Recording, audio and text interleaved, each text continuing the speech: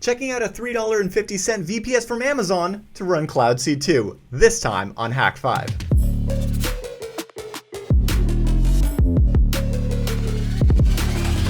Hello and welcome to Hak5. I'm Darren Kitchen, and on this dose of Technolust, we are checking out Amazon's light sale system to run our Cloud C2 system for like $3.50, and it's good to see your bright and shining faces. I've missed you. All right, there's so much cool stuff happening on the channel. I'll save it till the end. Until then, let's get right into it, because if you're not familiar, Cloud C2 is this wonderful web dashboard we set up that allows you to literally pen test anywhere right from your web browser. So all of your Hak5 gear, from your Pineapple to your Packet Squirrel to your Land Turtle to your Signal Owl to your Screen Crab and your Key Croc, and did I miss any Shark Jack? Anything from Hak5 that can be networked can be connected to this web dashboard that allows you to manage payloads and exfiltrate loot and set up the device and even drop into a little web shell, which is really nice. So all the Pineapple stuff, of course, and you know, it's a really cool system. We're very proud of it. And we're adamant about making it a self-hosted system. I know I say Cloud C2 sometimes, and people are like, oh, that means it's a SaaS solution. It's not. It's not. Literally made the decision early on because I don't want your bits. I just don't. It's not you. It's me. I don't want the liability of your bits. So why don't you run it on your server, and then everybody's good, right? So you can get started with this for free. c2.hak5.org/free, and you grab a copy of the community edition and you're off to the races. So let's go ahead and get off to the races. All we need to do once we have a copy of this software is to set it up somewhere in the cloud. And yes, it runs on Windows, Mac, and Linux, so you could run it on your desktop PC, but you're going to get the most benefit from it when you're running it in a server in the cloud, so that no matter where you deploy your devices, if they have internet access, they can reach your cloud server, and if you have internet access, you can reach your cloud server, and so then they're all friends. You know, you just want to be really friendly here. And the easiest way to do that typically is set up a virtual private server. You just have a really cheap shell somewhere that you can get a static IP address and pop this thing on.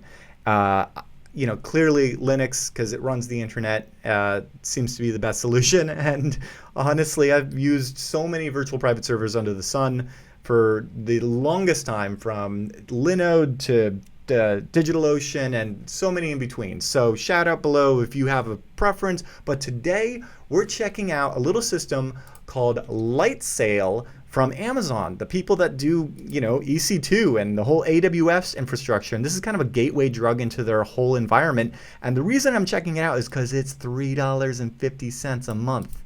I'm sorry, but I haven't found a cheaper VPS. If you have, please leave a comment.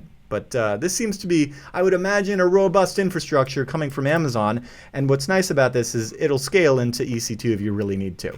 I already have an account, so I'm in the dashboard, and I'm going to walk you through setting up a server and getting Cloud C2 going. Now, if you already have a server in the cloud and you want to just go ahead and get started with Cloud C2, like I said, you go to that URL, you get yourself a free license, and then the rest of it is just run this block of code. Real simple. Download C2, unzip it, find out your IP address, run the server. And we'll get into the rest of how to do all of those things. But if you're new to it and you don't have a server and you've got $3.50 and you want to check out Amazon's infrastructure, yeah, it seems like a good deal. I mean, I'm not being supported by Amazon in any way. I don't know if I'm just cheap. DigitalOcean VPSs are only $1.50 more.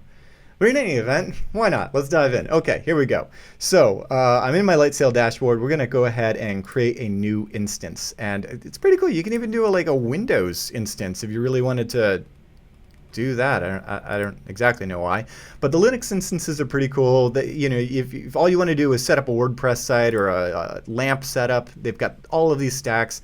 But we just want an OS only, and they've got their own flavor of Linux. Honestly, I've been an Ubuntu guy for like the longest time. I'm just going to go with the good old trusty, whatever the latest LTS release is. So 1804 it is, and not much more. You know, I mean, we can set up our SSH key pairs, we can run a script to start up if we really want. What's important here is that we're choosing the cheap one, and we give it a cool name, like really cool 1337 Cloud C2 server.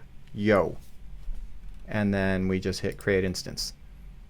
And honestly, I don't think I don't think it can get easier than that. On some other VPS platforms like DigitalOcean that I mentioned, you'd be done by now because they automatically set you up with a static IP address and there is no firewall to speak of. There are a few extra steps on Lightsail, so I'm going to walk you through those now as they relate to networking. So while this really cool server is getting set up, let's go to the networking tab and we're going to create a static IP address. They give you a few free ones to start with, which is nice. So you can name it. We're just going to leave that default and just hit create and roll the dice. What do we get? Ooh, we get one starting with 100. I don't think I've ever gotten a 100 dot anything. All right, cool. So now I've got a new static IP address. Yay. Let's go back to our dashboard and oh, look, our server's ready to go. Okay, cool. So the thing is we need to attach that static IP address to this server. So we're going to click into here, click into networking, and we're going to attach. Oh, it already has a public IP. We don't want that public. We want the other one. We want the other one. Where was it? Okay. You go to networking. There we go. Click on your static IP. Aha. And it's not attached to any instance. Okay, well, let's attach it to our really cool Elite server. Yo! And then attach. Boom. We are good to go. All right, there's one other thing that we have to do, and that is our firewall. So click into really cool server. On our networking tab, we see our static IP. Hooray. And next, we just have to add a few firewall rules. Obviously, it's got SSH and HTTP, 22 and 80 by default, which is cool. What we want to do is add a few more. We're going to, in a future episode, add SSL. So we'll need 443, hit create. We're also going to need 8080 because to start with, we're not going to use SSL. You'll see why next episode. And one more, 2022. This will allow all of our little Hak5 creatures and fruit to connect back to it over SSH. All right, so with those ports on the firewall open, we're good to go. Now we just go over to connect using SSH. We get a nifty little web shell,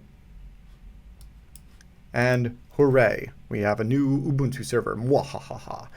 First thing that we need to do is install one little package, and I'm super surprised that this package doesn't already exist on the system. But unzip. Now gunzip already exists, but we're extracting a zip archive, not a gz file, just to make things easier for every operating system people, Windows, Mac, Linux, for our distributions of Cloud C2. Fun nuances there. Turns out gunzip can't unzip a zip archive if it has more than one file in it. So this is probably not going to be an issue for most people, but if it's a brand new Ubuntu server like this is, sudo apt install unzip. I know, terrifyingly difficult, right? All right, so now let's just go ahead and grab this block of bash code, copy that, paste it in, hit enter, and Bob's your uncle. It's going to be quiet here, so we're not going to actually see all of the extraction and everything else, but boom, it says copy the below setup token and browse to this address. All right, so what did all of this actually do? Well, first thing was to wget or download this file right here, c2.hak5.org/com.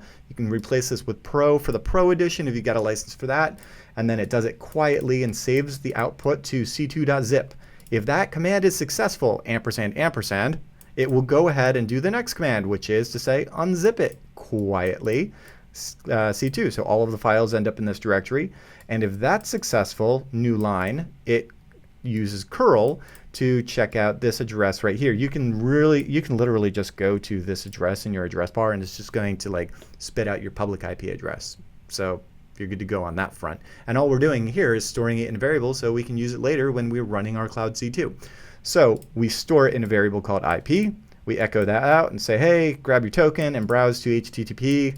Again, $IP, whatever we got from check URL, port 8080, because that's the default. When we're not doing HTTPS, and if that's successful, that echo command, we would hope echo would be successful.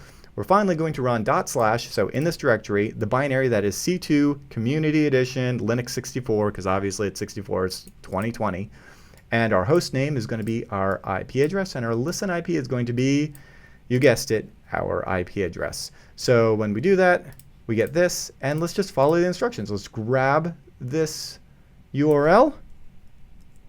And let's browse there. As you might imagine, we're greeted with our little setup. We're going to grab our setup token. If you ever lose this, by the way, if you run it multiple times, all you have to do is reset your cloud c2.db file, and it'll generate it again. Throw in our token. Now let's go ahead and grab our license. Give it a username. Krabby Crab? I guess did I use that previously? Okay, Crumb. We're going to go with Darren. Accept that. And away we go. Now we just log in.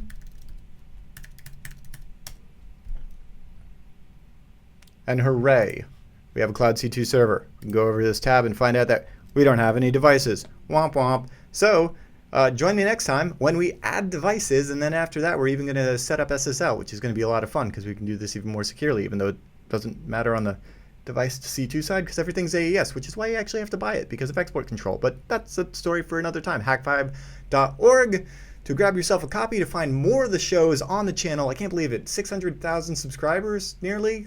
15 years coming up on, longest running series on YouTube. It's been a wild ride and I've missed your faces. So thanks for joining me.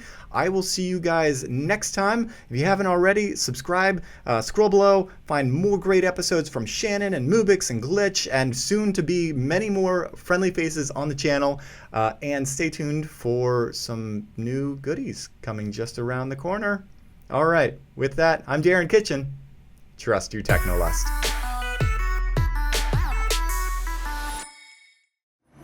Thanks for supporting Hak5. Find all our shows, community, and pentest products at hak5.org.